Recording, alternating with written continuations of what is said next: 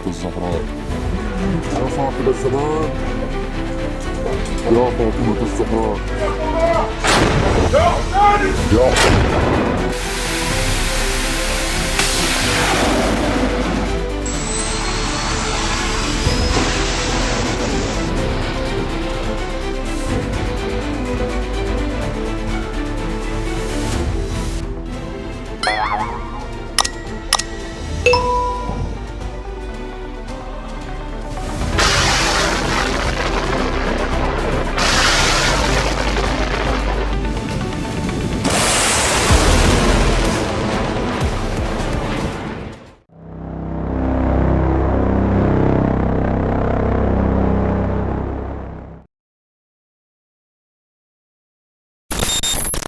Coba bayangkan, Anda hidup di sebuah negara yang sedang diserang rudal setiap hari. Sirine berbunyi berkali-kali dalam semalam. Tetangga Anda mengungsi. Rumah di ujung jalan rata dengan tanah. Tapi ketika Anda mengeluarkan ponsel untuk merekam, polisi datang dan menyita ponsel Anda.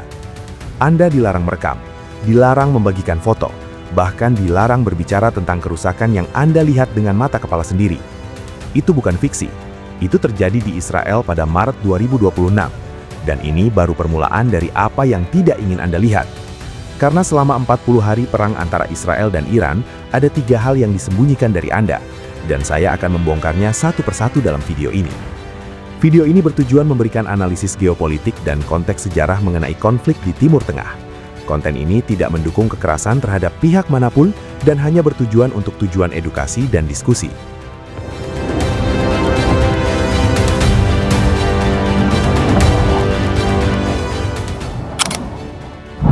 Seorang ibu di Arad, Israel Selatan, mendengar suara yang tidak asing lagi.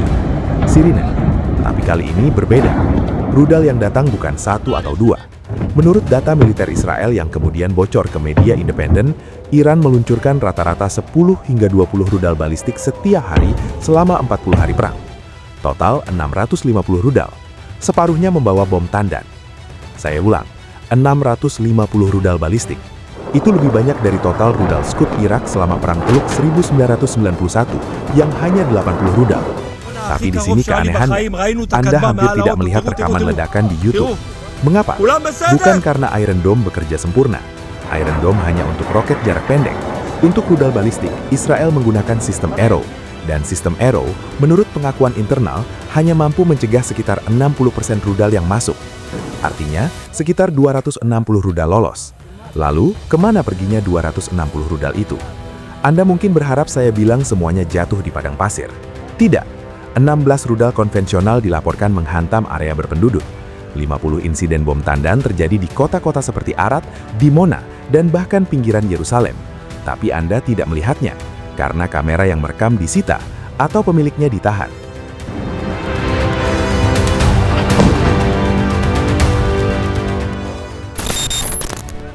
Coba bayangkan ini, Anda berada di Bnei Brak, kota ultra-ortodoks di timur Tel Aviv. Sebuah rudal balistik Iran menghantam area permukiman. Rumah berlantai 3 runtuh. Tetangga membantu menggali puing dengan tangan kosong. 14 orang terluka, seorang anak dalam kondisi kritis. Di tempat kejadian, seorang jurnalis lokal mengaktifkan ponselnya. Dia tidak merekam untuk YouTube, dia merekam untuk dokumentasi internal. 3 menit kemudian, polisi tiba. Ponselnya diambil. Dia dibawa ke kantor polisi dan diinterogasi selama 12 jam. Tuduhannya, melanggar perintah darurat militer nomor 2026-3 yang melarang rekaman dampak serangan musuh. Ini bukan cerita dari sumber pro-Iran. Ini laporan dari organisasi hak asasi manusia Israel, B'Tselem, yang kemudian diblokir aksesnya di dalam negeri. Dan ini baru Israel. Di Uni Emirat Arab, Sekutu AS, seorang turis Inggris memotret bandara Dubai yang rusak akibat serangan drone Iran. Dia ditahan 21 hari. UEA mengumumkan telah menahan 21 orang karena melanggar undang-undang cyber terkait rekaman serangan. Pertanyaannya sekarang, jika Sekutu AS sekalipun menyensor, apa yang dilakukan Israel terhadap warganya sendiri? Jawabannya ada di pernyataan mantan analis CIA yang mengatakan bahwa tingkat sensor ekstrim seperti ini biasanya hanya terjadi ketika sebuah negara sedang menerima pukulan yang sangat keras.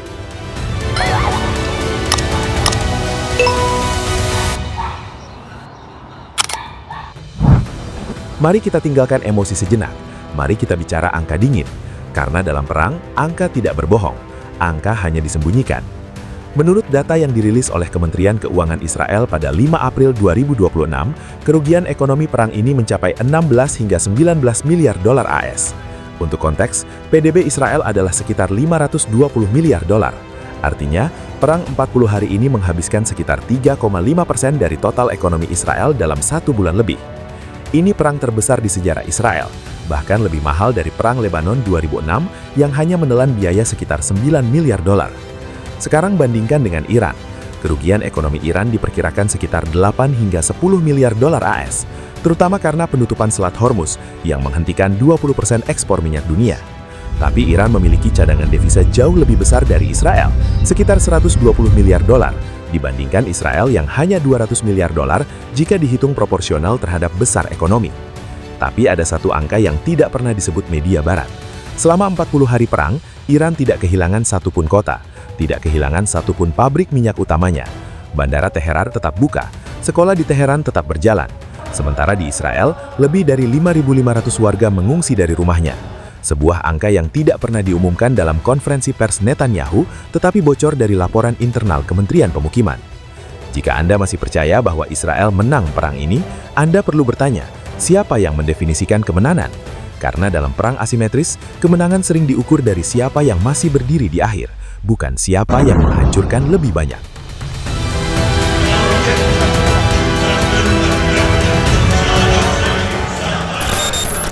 Sekarang kita ke level global. Karena perang ini tidak hanya terjadi di langit Israel dan Iran, tetapi juga di ruang sidang PBB New York. Tanggal 9 April 2026, Duta Besar Indonesia untuk PBB, Umar Hadi, berdiri di podium. Di belakangnya ada bendera Indonesia. Di depannya ada perwakilan dari 63 hingga 75 negara dan seluruh negara penyumbang pasukan UNIFIL di Lebanon. Apa yang dia bacakan? Sebuah pernyataan bersama yang mengecam keras serangan terus-menerus terhadap pasukan penjaga perdamaian PBB oleh Israel. Latar belakangnya, 3 pasukan penjaga perdamaian asal Indonesia tewas di Lebanon Selatan akibat tembakan tank Israel. Tapi ini yang menarik. Investigasi PBB kemudian menemukan bahwa 2 dari 3 korban sebenarnya tewas karena ledakan IED yang kemungkinan dipasang oleh Hizbullah. Namun, 1 korban tewas pasti karena tembakan tank Israel. Dan dunia tetap marah, bukan karena 3 korban, tetapi karena pola serangan Israel terhadap UNIFIL sudah berulang kali terjadi sejak 2024. Spanyol bereaksi paling keras. Pada 10 Maret 2026, Spanyol menarik duta besarnya dari Israel secara permanen. Alasan resmi, serangan AS Israel terhadap Iran tidak dapat dibenarkan. Bagaimana respons Israel? Netanyahu memerintahkan pengusiran perwakilan Spanyol dari Pusat Koordinasi Militer AS di Kiryat Gat. Ini bukan isyarat diplomatik, ini hukuman langsung. Dan 70 negara, Israel menyebut mereka munafik dan memetik keuntungan dari perang. Apakah taktik ini berhasil? Di dalam negeri Israel, ya. Survei internal menunjukkan 68% warga Israel percaya bahwa media asing membesar-besarkan korban. Di luar negeri, tidak. Karena 70 negara tidak serta-merta membatalkan kecaman mereka.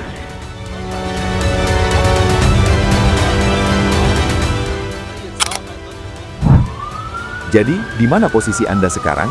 Anda telah melihat angka 650 rudal. Anda telah mendengar tentang 5.500 pengungsi Israel. Anda telah mengetahui bahwa 70 negara mengecam. Anda juga tahu bahwa Iran tidak kehilangan satu kota pun. Sekarang saya tidak mengatakan bahwa Iran tidak melakukan kesalahan. Iran juga menyerang warga sipil. Rudal balistik tidak pernah 100% presisi. Korban sipil di Israel adalah kenyataan tragis yang tidak bisa dibenarkan. Tapi sebagai konsumen informasi, Anda berhak bertanya, mengapa satu sisi perang terlihat sangat bersih di layar Anda, sementara sisi lainnya terlihat seperti monster? Mungkin karena kamera tidak pernah diizinkan merekam keduanya dengan adil. Jika Anda merasa informasi seperti ini sulit ditemukan di lini masa Anda tahu harus kemana. Saluran ini tidak akan memberi Anda narasi yang rapi. Kami akan memberi Anda fakta yang tidak nyaman. Sebelum algoritma YouTube memutuskan apakah video ini layak ditonton lebih banyak orang, Anda bisa membantu dengan 1 klik like. Tulis di kolom komentar, apakah sensor perang itu pernah bisa dibenarkan. Saya akan membaca setiap komentar. Dan jika Anda belum berlangganan, silahkan klik subscribe. Karena perang berikutnya mungkin tidak disensor, tetapi Anda harus tahu di mana mencarinya. Saya pamit, tetap bertanya. Sampai jumpa di video berikutnya.